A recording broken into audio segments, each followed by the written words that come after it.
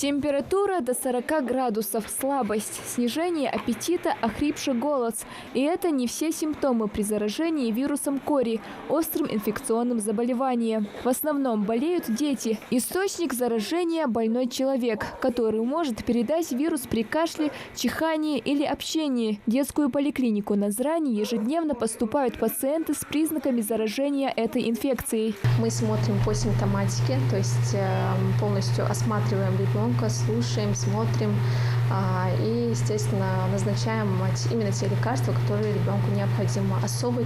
Особого лечения против кори нет.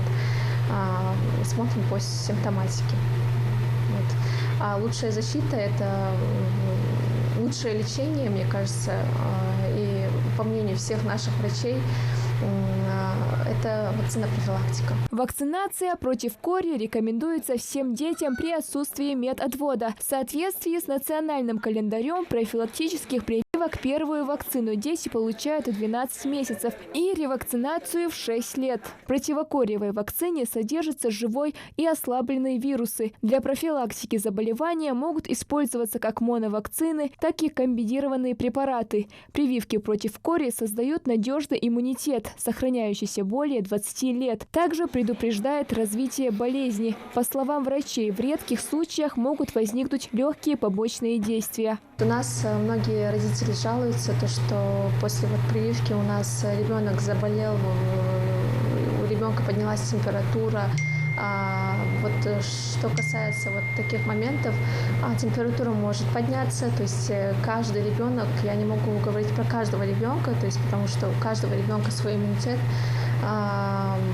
симптомы могут быть разные, то есть у кого-то может подниматься температура, у кого-то вообще без каких-либо симптомов. Несмотря на это, оттягивать вакцинацию или же вовсе от нее отказываться не стоит, напоминают врачи, поскольку после заражения может возникнуть осложнение, а это чревато поражением дыхательной системы, бронхитом, пневмонией, ларингитом, также проблемами с глазами и пищеварительной системой. С отказниками врачи детской поликлиники проводят профилактические беседы, объясняют, насколько важно применять меры, чтобы ребенок был в безопасности. В последнее время уже среди тех родителей, которые категорически отказывались, они уже соглашаются.